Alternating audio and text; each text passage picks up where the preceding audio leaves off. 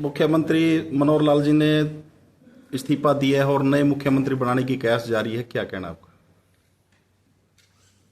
चुनाव को सामने रख के प्राय ऐसे कदम उठाते हैं। जो सत्तासीन पार्टी होती है वो एक नया रूप अपने दिखाने के लिए, ताकि लोगों में ये हो कि हाँ भाई अब कुछ नए रूप से आए हैं, ना कुछ शायद सुधार और कर सकेंगे। तो ये वोट के राजनीति में हमेशा ऐसे होता है कि कहीं मुख्यमंत्री बदले जाते हैं, कहीं 18 साल तक मुख्यमंत्री रहे, उनको चुनाव जीतने के बाद हटा भी दिया जाता है। तो हमारे मुख्यमंत्री को की जो विदाई है वो कम से कम चुनाव से पहले होगी। बाकी तो बीजेपी का चुनाव के बाद भी विदाई कर देते हैं। सर, तो आप इसे कितना अच्छा मानते हैं बीजेपी के लिए? क्या जो मुख्यमंत्री हटाए गए हैं, नए बनाए गए हैं, कितना असर पड़ेगा बीजेपी पर? देखिए, बात यह है कि जो मतदाता है वो 6 महीने पहले अपना मन और अपना मस्तिष्क जमा देता है कि मेरे को क्या करना है। तो उसके बाद इस तरह के फेरबदल से कोई ज्यादा ये मैं नहीं कहता कि कोई ज्यादा लाभ हो, कोई ज्यादा लाभ होने की गुंजाइश नहीं। हाँ, इस तरह के फेरबदल साल भर पहले हो तो मतदाता उस टाइम तक स्थिर नहीं होता कि मैं क्या करूंगा, किसको वोट दूंगा। अब ये समय नहीं है। अगले 5-7 दिन में तो आचार संहिता लग जाएगी, 2 महीने के अंदर अंदर चुनाव हो जाएगा, तो इससे कोई लाभ ज्यादा मिलने का है नहीं। सर, आपने पहले ही क्लियर कर दिया था गठबंधन टूटेगा और आज वो टूट गया, तो उसके ऊपर आपकी क्या प्रतिक्रिया? यार ये वो टूट टाट लिए के चर्चा ये चल रही है कि चौधरी ब्रजेंद्र सिंह के बीजेपी छोड़ने के बाद ये हरियाणा की राजनीति में भूचाल आया और ये मुख्यमंत्री भी बदले जा रहे हैं, क्या कहना इस बारे में? नहीं, भूचाल भूचूल तो कुछ नहीं, लेकिन मेरा ये ख्याल था कि पार्टी, हमने तो पार्टी को सलाह भी, जब तक मैं तो अब भी बीजेपी में ही हूँ वैसे तो, अब कब उधर जाऊंगा वो तो आपको बाद में एक ऐसी प्रेस कॉन्फ्रेंस करनी पड़ेगी तब बताऊंगा।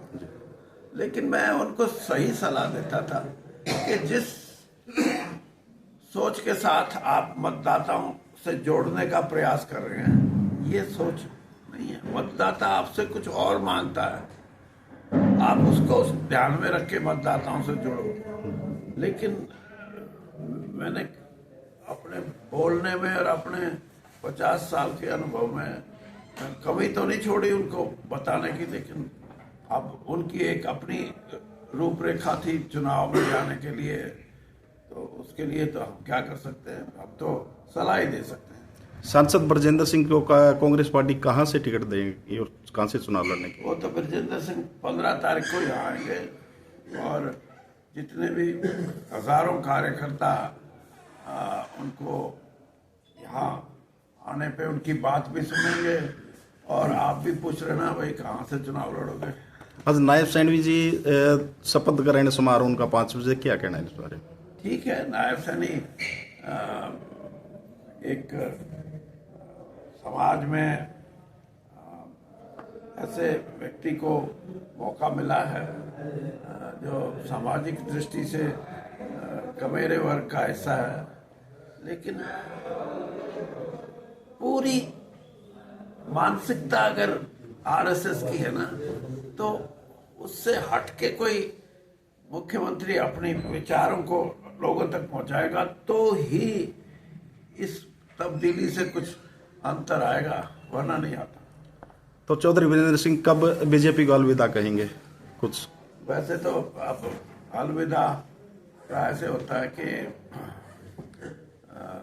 क्या बोलते हैं कि पूरे लाव लश्कर के साथ मैं ये चाहता था कि 5-4 लाख लोग इकट्ठा हों और राहुल गांधी और श्रीमती सोनिया गांधी और खड़गे जी ये सारे के सारे आए।